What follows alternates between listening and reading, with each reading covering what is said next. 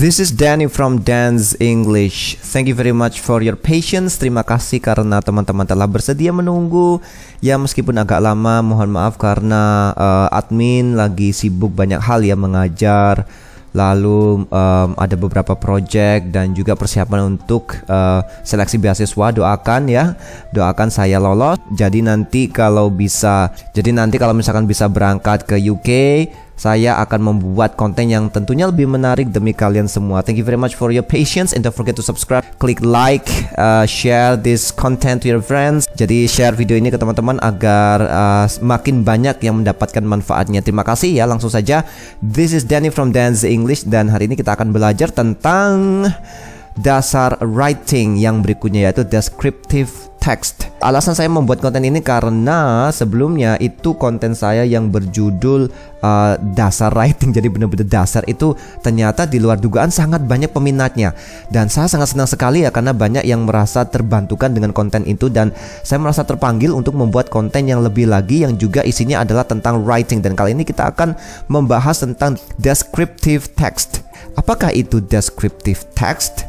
Bayangkan ini adalah rumah saya, amin ya, tentu saja bukan karena ini comot dari internet. Apa yang kalian lihat atau rasakan atau bayangkan jika kada ada di dalam rumah ini, atau paling tidak ada di seberang rumah ini, persis seperti posisi pemotretan ya.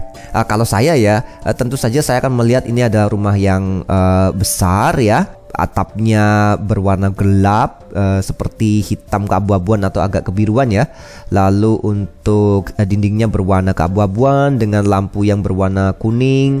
Lalu ada beberapa tanaman di depan.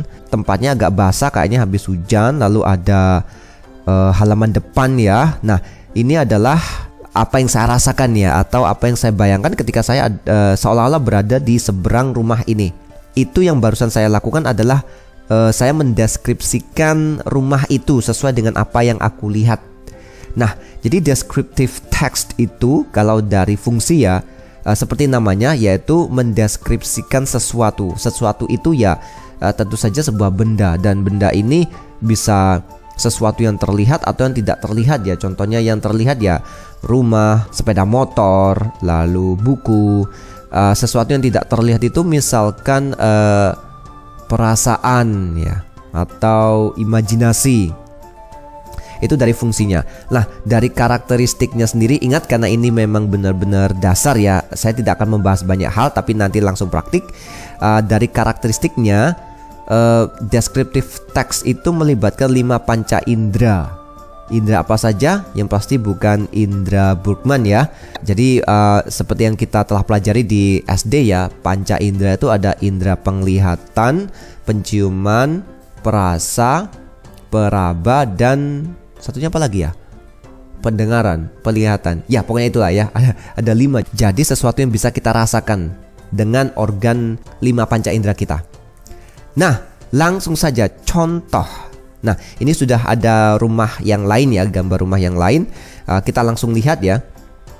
Jadi kalau teman-teman bisa lihat di sini ya, atapnya warnanya biru, lalu dindingnya warna putih-putih. Apa ini ya? Putih, mungkin putih agak butek ya, putih susu mungkin. Lalu ada 2 lantai, depannya ada pot bunga dan sebagainya. Coba kita lihat ya. Ini versi saya.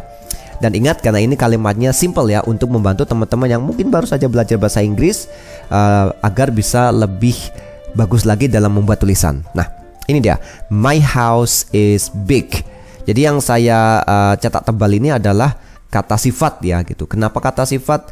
Nanti kita lihat. Nah, my house is big. It has 2 floors.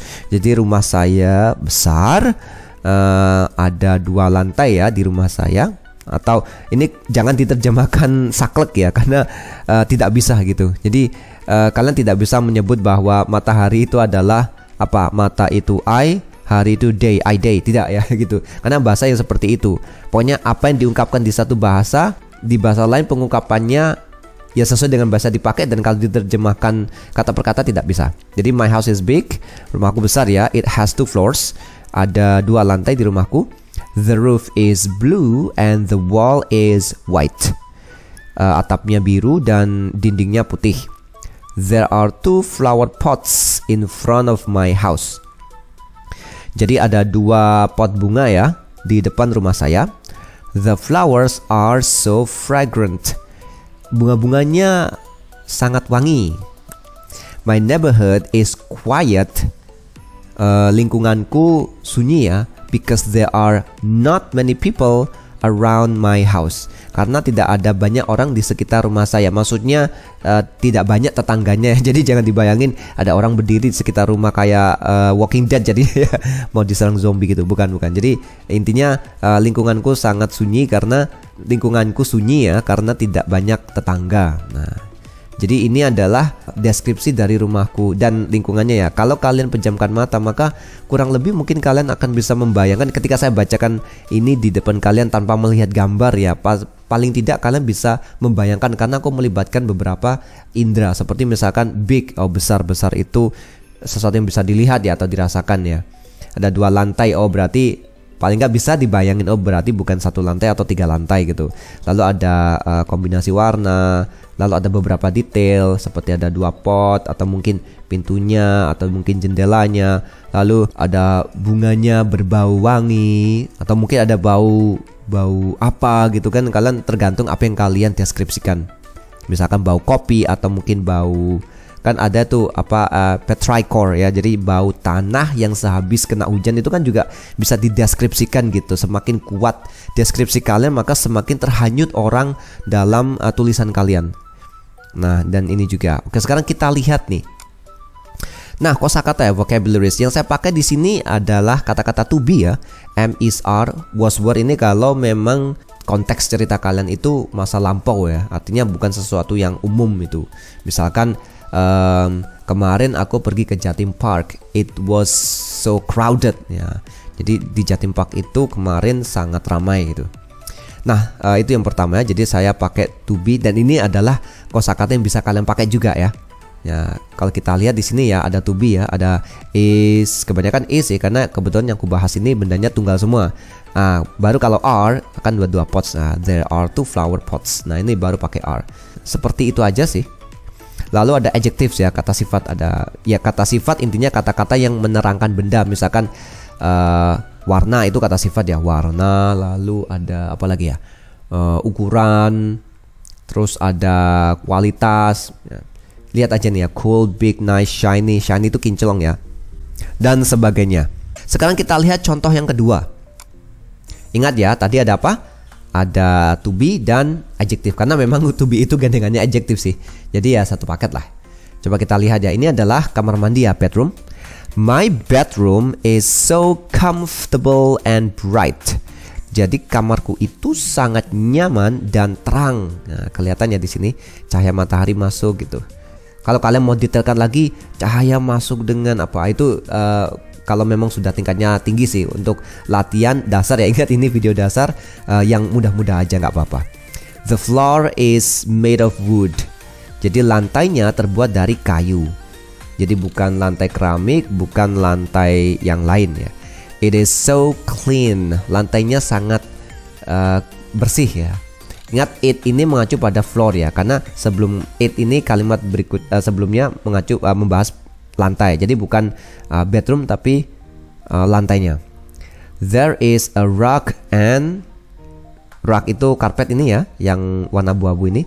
There is a rug and it feels so soft. Nah, kalian bisa loh mengganti tidak hanya to be ya. It is so soft boleh. It feels so soft boleh. Feels itu kan artinya terasa ya. Jadi there is a rug ya, ada sebuah karpet dan karpetnya itu terasa lembut. Nah, ingat balik lagi karena kita ingin mendeskripsikan ya, menggabungkan 5 panca indera, maka kalian bisa memberikan bayangan ketika orang menyentuhnya itu maka terasa seperti lembut gitu. In my bedroom there are 1 bed and some soft pillows. Jadi di kamar di kamar tidurku ini ada 1 kasur ya, 1 bed and some soft pillows. Jadi ada 1 kasur dan beberapa bantal yang empuk ya. Nah, when you sleep here, you can relax for many hours. Ketika kamu tidur di sini, kamu bisa relax ya, bersantai selama beberapa jam Nah, karena saking nyamannya dan enak lah tempatnya. Nah, ini juga pemanis sih, kalimat pemanis. Intinya, oh, jadi aku bayangin ya kalau aku tiduran di sini tuh kayak enak banget gitu. Nah, jadi kira-kira seperti itu teman-teman ya. Tips. Nah, ada beberapa tips ya. Ada 2 sih yang aku sampaikan hari ini ya, untuk membuat kalimat kalian lebih asik ya. Kuasai banyak adjektif. Jadi kalau misalkan taunya good, bad, sekarang cobalah dikembangin. Misalkan nice. Kan adjektif itu kata sifat kan ada beberapa kategori ya. Misalkan ukuran kan ada small, medium size, big, large, huge. Nah, lalu ada bentuk juga, ada square, round, triangle, dan segala macam. Lalu ada kualitas ya, ada good, bad, ada usia, old, young, new, dan sebagainya. Semakin banyak kata sifat yang kalian kuasai, maka semakin berwarna tulisan kalian.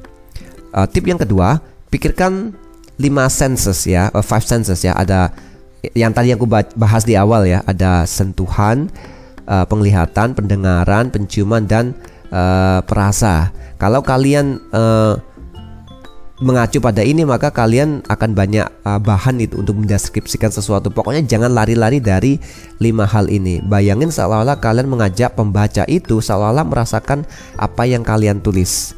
Kalau video YouTube kan enak, misalnya kita jalan-jalan ke suatu negara kan, wah rasanya kayak kita berada di situ karena ada visualnya. Nah, masalahnya kalau tulisan kan hanya berupa kata-kata, maka ini adalah senjata yang bisa kalian pakai untuk membawa perasaan pembaca untuk hanyut ke dalam tulisan kalian. Oke?